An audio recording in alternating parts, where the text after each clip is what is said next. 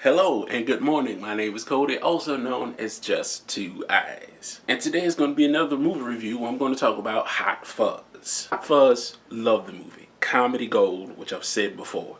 It's great, it's amazing. If you haven't watched it, watched it. And if you have watched it, watch it again. Now this movie is a bit longer than Shaun of the Dead, so let's just hurry up and get into it. Hot Fuzz stars Nicholas Angel, who is this cop of all cops, the best cop to be, the super cop of cops. He makes all other cops look bad. And the reason I say he makes all other cops look bad is because they literally, and I mean literally, make him switch to another department because he's so awesome.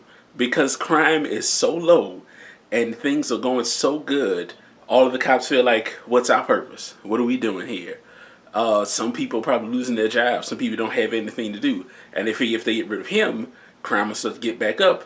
And then there'll be a reason to have more cops around. FYI, that is easily like one of my favorite scenes in this movie. If not the best scene. Because it's so just, fuck you. And did I mention this movie has a lot of jump cuts? Like a lot of swooshes, jump cuts, and a lot of quick hand movements that make it seem like everything is moving fast, and I love it. So Nicholas, after he broke up with his girlfriend, or they finally like parted ways after a shaky relationship, took the long train ride, made his way all the way to Stanford. Stanford is a small town in the middle of butt fucking nowhere, where it's hailed as being the best town in the country. Because it has the best of everything in the country. And immediately, you get a very strange vibe about this town. Like, very strange vibe. But he goes to the bar, hangs out at the bar for a little bit, reads the paper. And then he notices that a bunch of kids in there are underage and they're drinking alcohol. So he's like, fuck this. And the bartenders, bar owners, barkeeps' response to this is, it's better than having them out on the street doing Lord knows what. You know, the greater good. So Nicholas runs to this drunk. Drunk, pees on his shoes, takes him to jail.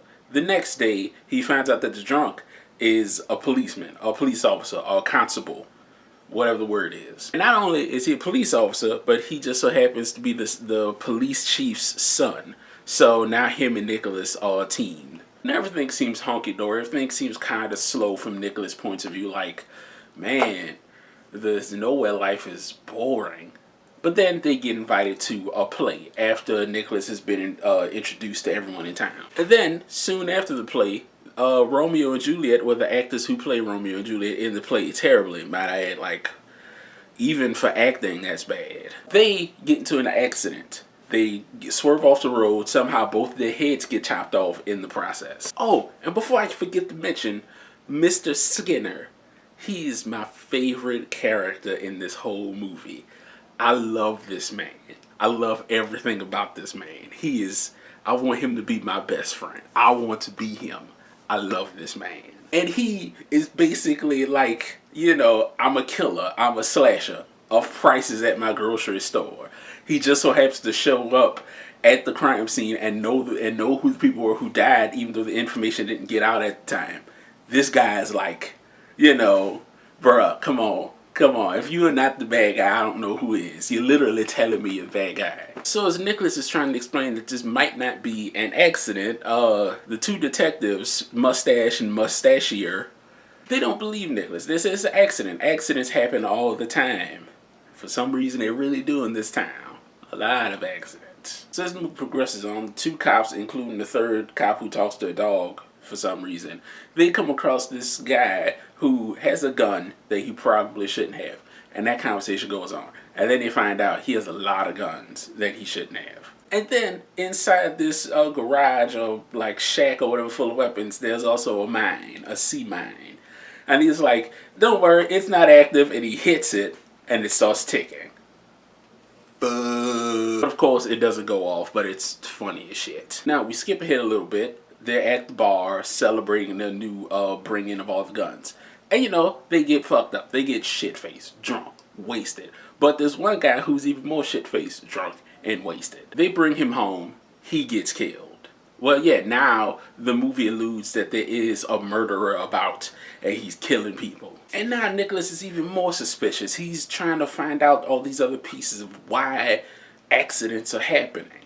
And then he comes across this reporter who has some bad grammar, and he's ready to tell Nicholas something, that he gets killed.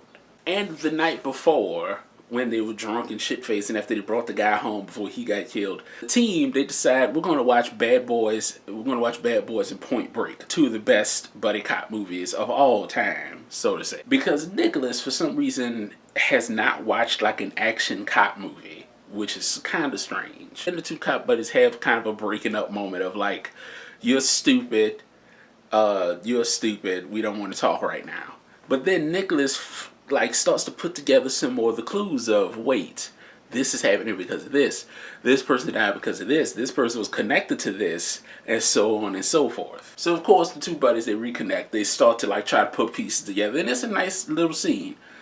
But then Nicholas finds out that it's his friend's birthday, so he's like, I'm gonna go get you something. So he goes to the plant shop, whatever you want to call it, to buy him a peace lily.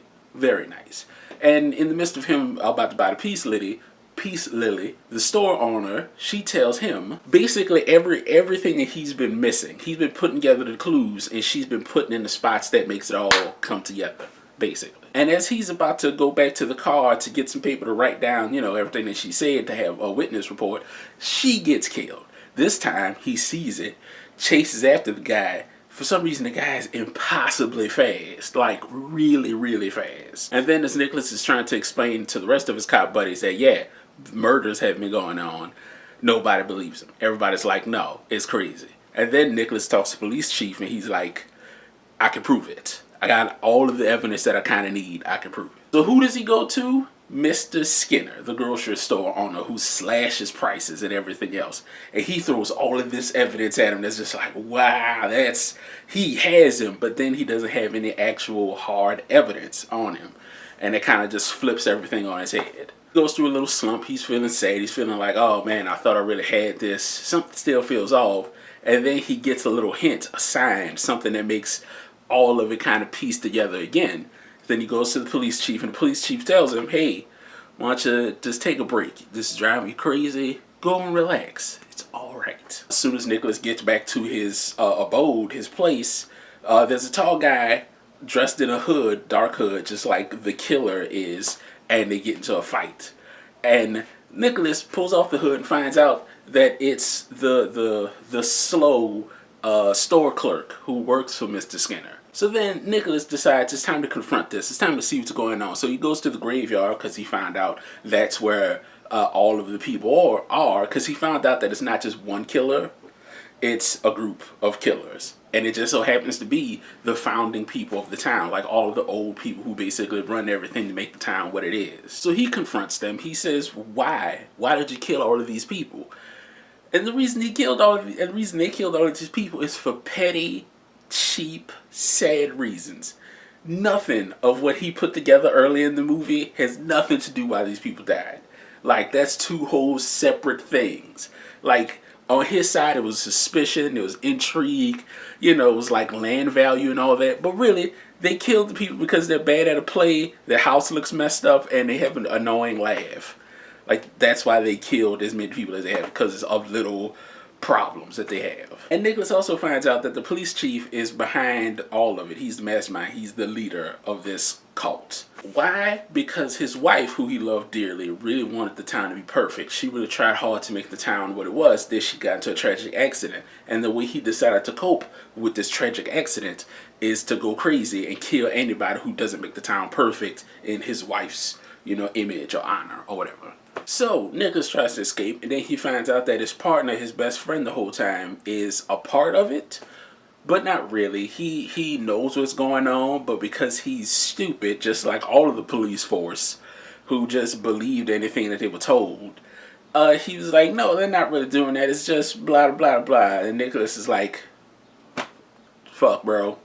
Really? But he helps Nicholas escape, and Nicholas decides, okay, I'm going to leave. I've had enough. I mean, this time's messed up. This is beyond me. I'm by myself. Then he's like, no, the law.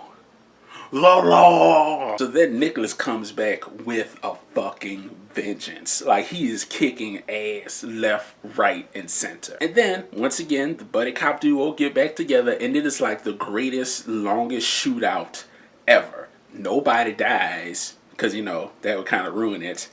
But, like, the best shootout and funniest. It's so good. So good. Then, of course, they have this climactic battle between Mr. Skinner and Nicholas, and it's a pretty good fight and ends tragically. And then as you think the movie is wrapping up and everything kind of seems fine and dandy, one of the members of the cult come out of the back who they kind of forgot about, because I forgot about him. Like, I didn't even mention him earlier in the video.